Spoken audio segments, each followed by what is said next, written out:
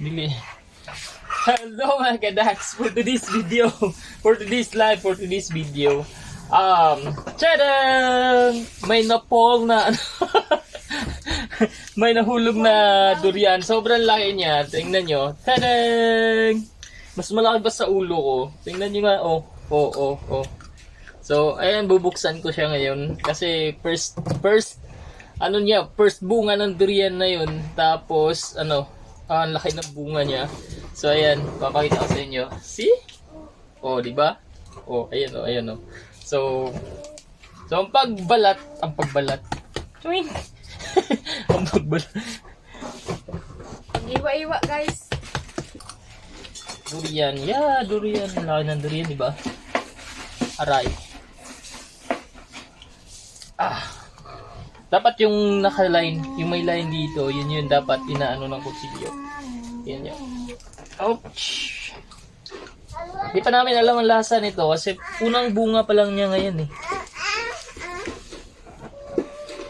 So ngayon, eto.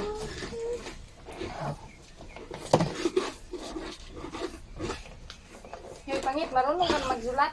Malapit na biya klase. Tapos drawing ka. Shedder! Drawing ka shapes.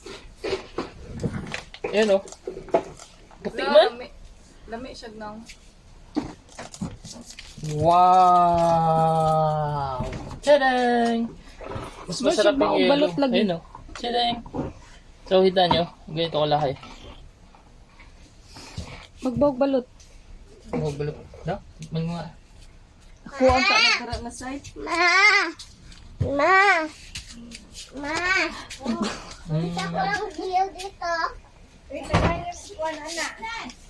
Parang Ibang variety pa eh. Ladi to mag-vlog ka. Kuta tong islab kay basig kawaton to. Kaya, nag-live ko ma.